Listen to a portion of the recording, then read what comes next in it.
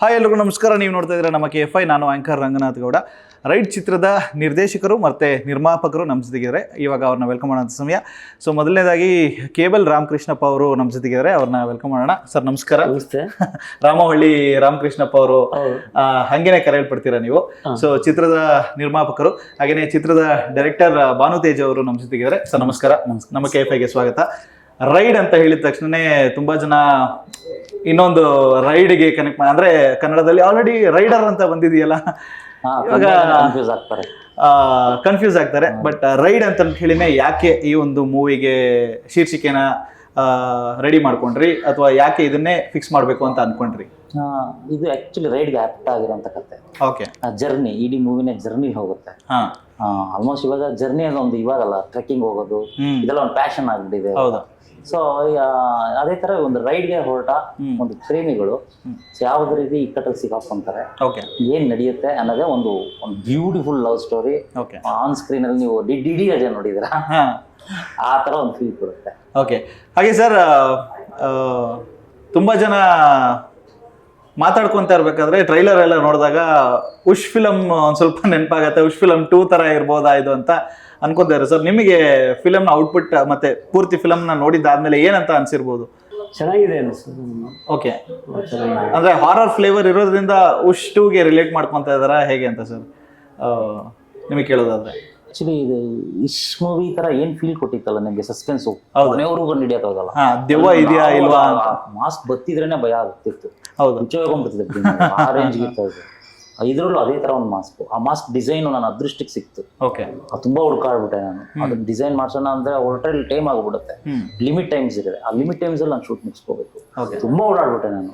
ನನ್ನ ಅದೃಷ್ಟಕ್ಕೆ ಸೂಪರ್ ಆಗಿರೋ ಮಾಸ್ಕ್ ಸಿಕ್ತು. ಆ ಮಾಸ್ಕ್ ಒಂದು ಟ್ರೆಂಡ್ ಆಗ್ಬೋದು, ಹೇಳಕ್ಕಾಗಲ್ಲ. ಓಕೆ. ಒಂದು ಆ ಮಾಸ್ಕ್ಗೆ ಒರಿಜಿನಲ್ ಜೀವ ಇರುತ್ತೆ. ಓಕೆ. ಈ ಮೂವಿ. ಓಕೆ. ಅಂಡ್ ಹೊಸ ಹೀರೋ ಮತ್ತೆ ಹೀರೋಯಿನ್ ಮತ್ತೆ ಕಲಾವಿದರು ಬರ್ತಾ ಇದಾರೆ ಅಂತ ಹೇಳಿದಾಗ ಸರ್, ಬಹಳಷ್ಟು ಭರವಸೆಗಳನ್ನ ಇಟ್ಕೊಂಡಿರ್ತಾರೆ. ಸೊ ನಿಮ್ಮ ಕಡೆಯಿಂದ ಒಂದು ಸಪೋರ್ಟ್ ಹೇಗಿತ್ತು ಚಿತ್ರತಂಡಕ್ಕೆ? ಚಿತ್ರತಂಡಕ್ಕೆ ನಮ್ಮ ಕಡೆಯಿಂದ ಮಗನ ಸಪೋರ್ಟ್ ತೊಗೊಂಡು ನಾನು ಕೇಳ್ಬಿಟ್ಟು ಮೂವ್ ಮಾಡಿದೆ. ಓಕೆ. ಮಗ ಎಕ್ಸಾಮ್ ನಡೀತಾ ಇತ್ತು, ಕೇಳ್ಪಟ್ಟೆ, ಏನಪ್ಪ ಒಂದು ಫಿಲಮ್ ಮಾಡಬೇಕು ಅಂತ ಇದ್ದೀನಿ, ಮಾಡ್ತೀಯಾ ಅಂತ ಅಂದ. ಅಪ್ಪ ನೀವು ಅಂದ್ರೆ ನಾನು ಮಾಡ್ತೀನಿ. ಎಕ್ಸಾಮ್ ಇತ್ತು, ಆದ್ರೂ ನಾನು ಮಾಡ್ತೀನಿ ಅಂತ. ಸರಿಯಪ್ಪ ಆಯ್ತು ಅಂದ್ಬಿಟ್ಟು ನಾವು ಭಾನುತೇಜರು ಮಾಡೋಣ ಅಂತ. ಸರಿ ಆಯ್ತು ಸರ್ ಅಂತ ಕೇಳಿದೆ. ಅವಾಗ ಒಂದೇ ಒಂದು ಸಾಂಗೇ ಕೇಳಿದ್ದು, ನಾನು ಸ್ಟೋರಿನೇ ಕೇಳಿಲ್ಲ. ಆದ್ರೂ ಒಂದು ಸಾಂಗ್ ಹಾಕ್ಕೊಡಿ ಅಂತ ಕೇಳಿದೆ. ಒಂದು ಸಾಂಗ್ ಕೇಳಿದ್ರು, ನೀ ಎಲ್ಲಿ ಹೋದೆ. ಅವಾಗ ನನಗೆ ತುಂಬ ಇಂಟ್ರೆಸ್ಟ್ ಆಯಿತು. ಸರಿ ಆಯ್ತು ತೆಗಿಯೋಣ ಬಿಡಿಲ್ಲ ಅಂತ. ಓಕೆ.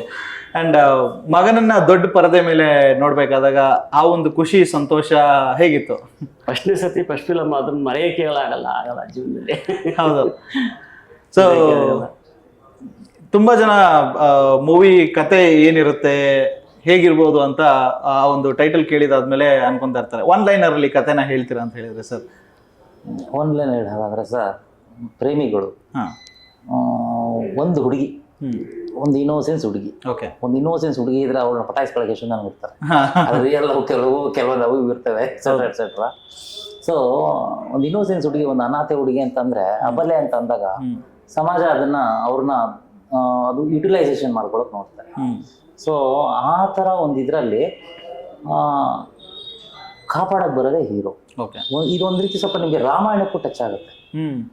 ರಾಮಾಯಣಕ್ಕೆ ಹೆಂಗೆ ಅಂತಂದರೆ, ರಾಮ ಸೀತೆ ಗಾಡಿಗೆ ಹೋಗ್ತಾರಲ್ವ ವನವಾಸಕ್ಕೆ, ಅಲ್ಲಿ ಹೀರೋ ಒಬ್ರು ಬರ್ತಾರಲ್ಲ ಆಂಟಿಯರು, ಅವ್ರು ಬಂದ್ಮೇಲೆ ಜುಮ್ ಅನ್ನೋದು. ಸೊ ಹಂಗೆ ಇಲ್ಲಿನೂ ಅಷ್ಟೇ, ಹೀರೋಯಿನ್ ಕಿಡ್ನಾಪ್ ಆಗ್ತಾರೆ.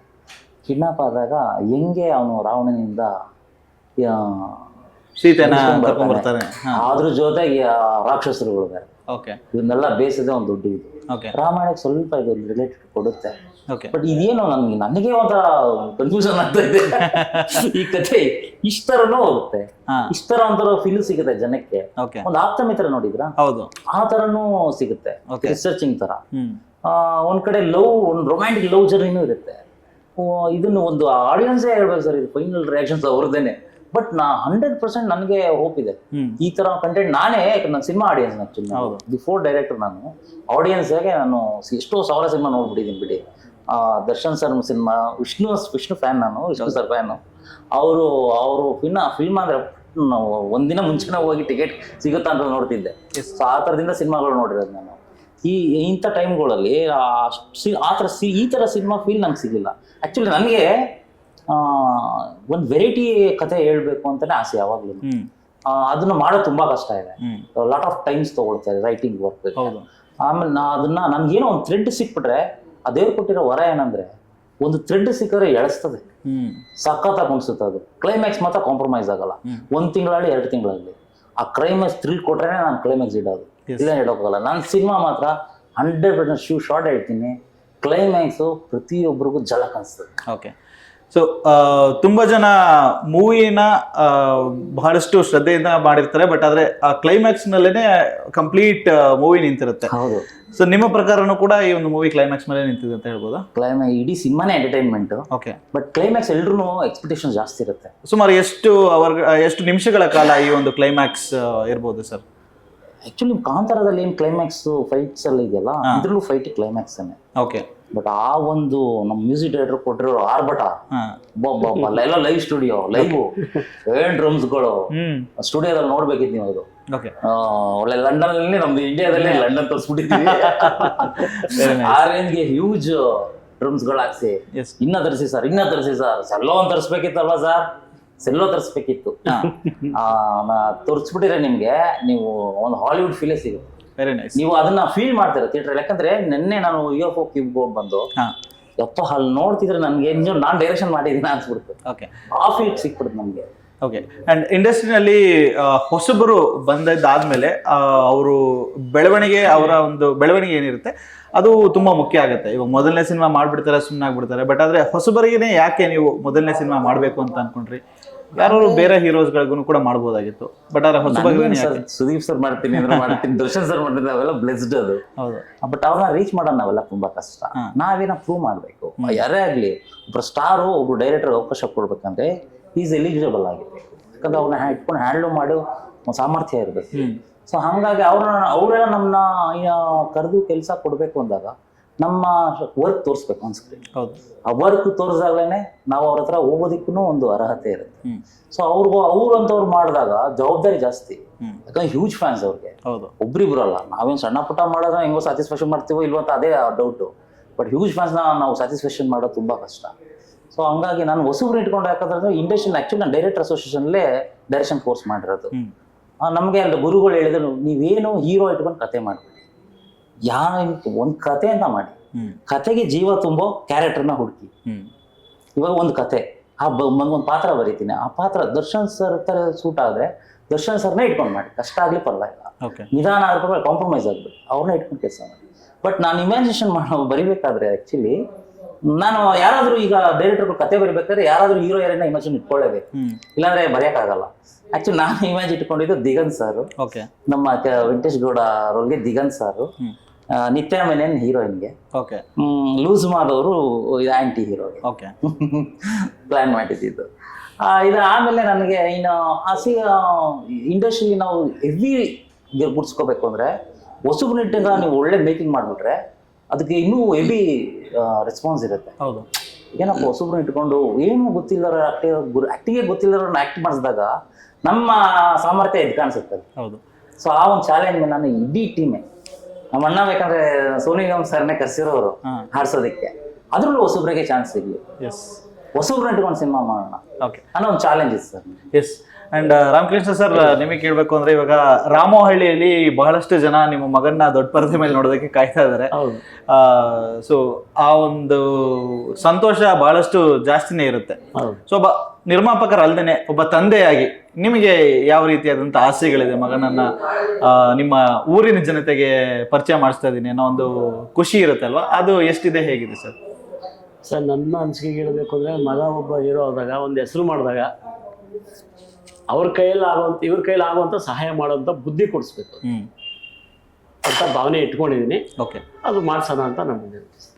ಓಕೆ. ಆ್ಯಂಡ್ ರೈಡ್ ಅಂತ ಹೇಳಿದ ತಕ್ಷಣ ತುಂಬ ಜನ ಏನಿರ್ಬೋದು ರೈಡ್ ಅಂತ ಅನ್ಕೊಂತಾರೆ. ಬಟ್ ಆದರೆ ರೈಡ್ ಆ ಒಂದು ಪದನ ಇಟ್ಕೊಂಡು ನೀವು ಯಾರ ಜೊತೆನಾದ್ರು ಇಂಡಸ್ಟ್ರಿಯ ಡೈರೆಕ್ಟರ್ ಜೊತೆಗೆ ರೈಡ್ ಹೋಗ್ತೀರಾ ಅಂತ ಹೇಳಿದ್ರೆ ಯಾರ ಜೊತೆಗೆ ಹೋಗೋದಕ್ಕೆ ಇಷ್ಟ? ಡೈರೆಕ್ಟರ್ ಜೊತೆ. ಒಬ್ಬ ಒಳ್ಳೆ ಡೈರೆಕ್ಟರ್ ಜೊತೆಗೆ ರೈಡ್ ಹೋಗ್ತೀನಿ ಅಂತ ಹೇಳಿದ್ರೆ ನಂಗೆ ತುಂಬಾ ಇಷ್ಟ ರಾಜೇಂದ್ರ ಸಿಂಗಪ್ಪ ಸರ್. ಅವ್ರು ಮೀಟ್ ಮಾಡೋದೇ ಒಂದು ಕನಸು ನನ್ಗೆ.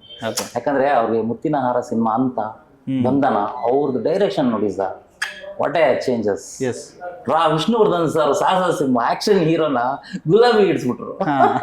ಅದೇ ರೀತಿ ಅಂಬರೀಶ್ ಸರ್ನ ಕನ್ನಡ ಲಾಲ್ ಅಂತ ಒಂದು ಟ್ರೆಂಡ್. ಹೌದು. ಅದೇ ರೀತಿ ಒಂದು ಯುದ್ಧ ಭೂಮಿದು ನಮ್ಮ ಸೈನಿಕರೇ ಅಲ್ವಾ ನಿಜವಾದ ಹೀರೋಸ್. ನಮ್ಮ ದೇಶ ಯಾವುದೇ ದೇಶಕ್ಕಾಗ್ಲಿ ಆ ದೇಶ ಸೈನಿಕರೇ ರಿಯಲ್ ಹೀರೋಸ್. ಸೊ ಅದ್ರ ಬಗ್ಗೆ ಒಂದು ಸಿನಿಮಾ ಮಾಡೋಣ ಅಂತ, ಸೈನಿಕರ ಬೆಲೆ ಏನು ಅಂತ ಮುತ್ತಿನ ಹಾರ ಮಾಡಿದ್ರು. ನಾನು ಬೆಳಿಗ್ಗೆ ಕೂಡ ರಾಜೇಂದ್ರ ಸಿಂಗ್ ಬಾಬು ಸರ್ ಹತ್ರ ಮಾತಾಡಿದೆ. ಮಾತಾಡ್ಬಿಟ್ಟು ಹೇಳಿದೆ, ಈ ತರ ಹಿಂಗಿದೆ ಸರ್, ನಂದು ಟ್ರೈಲರ್ ನಿಮ್ ಕಡೆನೆ ಲಾಂಚ್ ಮಾಡಿಸ್ಬೇಕು, ಬಟ್ ಅವ್ರು ಮಂಗಳೂರು ಶೂಟಲ್ಲಿ ಬಿಸಿ ಇದ್ದಾರೆ, ಬಟ್ ಟ್ರೈ ಮಾಡ್ತೀನಿ ಬಾನು ಅಂತ ಹೇಳಿದ್ದಾರೆ. ಹಂಗಾಗಿ ಅವ್ರ ಜೊತೆ ಹೋಗಕ್ಕೆ ಇಷ್ಟಪಡ್ತೀನಿ, ಯಾಕಂದ್ರೆ ಅವ್ರದ್ದು ಅನುಭವ ತುಂಬಾ ಇರುತ್ತೆ. Okay, yes. And Dhruva Sarja ಅವರು ಒಂದು ಸಾಂಗ್ ಅನ್ನ ರಿಲೀಸ್ ಮಾಡಿ ಕೊಡ್ತಾರೆ. ಸೊ ಅಷ್ಟು ಬ್ಯುಸಿ ಇದ್ರು ಕೂಡ, ಅಷ್ಟು ದೊಡ್ಡ ಸ್ಟಾರ್ ಆಗಿದ್ರು ಕೂಡ ಅವರು ಆಕ್ಚುಲಿ ಆ ಒಂದು ಬಾಂಧವ್ಯದಿಂದ, ಆ ಒಂದು ಗ್ರಾಟಿಟ್ಯೂಡ್ ಇಟ್ಕೊಂಡು, ಅಷ್ಟು ಒಳ್ಳೆತನ ಇಟ್ಕೊಂಡು ಆ ಒಂದು ಸಾಂಗ್ನ ರಿಲೀಸ್ ಮಾಡ್ಕೊಡ್ತಾರೆ. ಹೊಸಬ್ರಿಗೆ ನಾವ್ಯಾಕೆ ಸಪೋರ್ಟ್ ಮಾಡಬೇಕು ಅಂತ ಕೆಲವರು ಹೇಳ್ತಾರೆ, ಕೆಲವು ಇಂಡಸ್ಟ್ರಿಗಳಲ್ಲಿ ಸಪೋರ್ಟ್ ಮಾಡೋದಿಲ್ಲ. ಬಟ್ ಆದ್ರೆ ಆ ಒಂದು ಕ್ಷಣ ಹೇಗಿತ್ತು ನಿಮಗೆ? ಅದಂತೂ ಅದ್ಭುತ ಬಿಡಿ. ಧ್ರುವ ಸರ್ ಡೆಡಿಕೇಶನ್ಸ್ ಏನೌದು ಇದೆಲ್ಲ ಭಯಾನಕ, ಸಾಕತ್.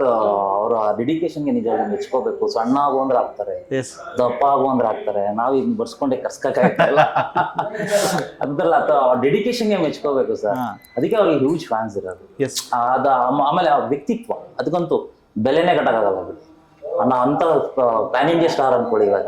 ಅಂತವ್ರೊಬ್ರು ನಮ್ಮ ಹೊಸ ಟೀಮ್ ನ ಆರೈಸಿದ್ಯಲ್ಲ, ಅದು ನಿಜವಲ್ಲ ನಾನು ಬದುಕಿರೋವರೆಗೂ ಮರೆಯಲ್ಲ. ಎಸ್.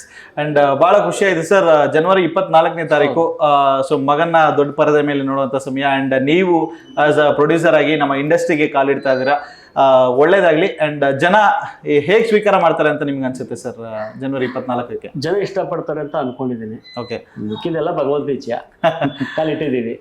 ರಾಮವಳ್ಳಿಯಲ್ಲಿ ಒಳ್ಳೆ ಹಬ್ಬ ನಡೀಲಿ 24ಕ್ಕೆ.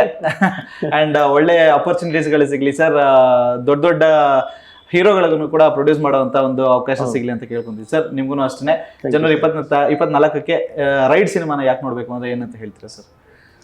ರೈಡ್ ಸಿನಿಮಾ ಸರ್, ಇವಾಗೆಲ್ಲ ಜನ ಥ್ರಿಲ್ಲಿಂಗ್ ಎಕ್ಸ್ಪೀರಿಯನ್ಸ್ ಕೇಳ್ತಾರೆ. ಹೌದು, ಒಂದು ನೀವು ಗೆಸ್ಸೇ ಮಾಡೋಕ್ಕಾಗಲ್ಲ ಕ್ಲೈಮ್ಯಾಕ್ಸ್ ವರ್ಗುನು.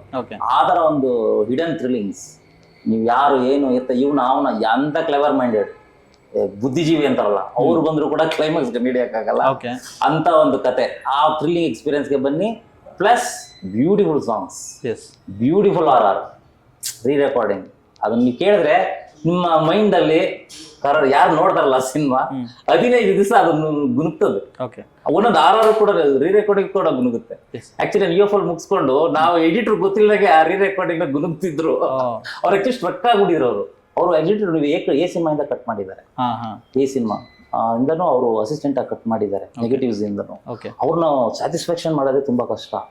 ಅಂತವ್ರು ಒಪ್ಕೊಂಡ್ಬಿಟ್ರಲ್ಲ, ನನಗೆ ಒಂಥರ ಆಸ್ಕರ್ ಅವಾರ್ಡ್ ಬಂದಂಗೆ ಆಗ್ಬಿಡ್ತು. Very nice sir. ಸೊ ಒಳ್ಳೇದಾಗ್ಲಿ. ರೈಡ್ 24ಕ್ಕೆ ರಿಲೀಸ್ ಆಗ್ತಾ ಇದೆ. ಸೊ ಪ್ರತಿಯೊಬ್ಬರೂ ಕೂಡ ಈ ಚಿತ್ರವನ್ನ ಚಿತ್ರಮಂದಿರದಲ್ಲಿ ನೋಡಿ ಹರಸಿ ಹಾರೈಸಿ. ಅಂಡ್ ನಿಮ್ಗೂ ಕೂಡ sir all the very best, ಒಳ್ಳೇದಾಗ್ಲಿ. Thank you so much. ನಮಸ್ತೆ.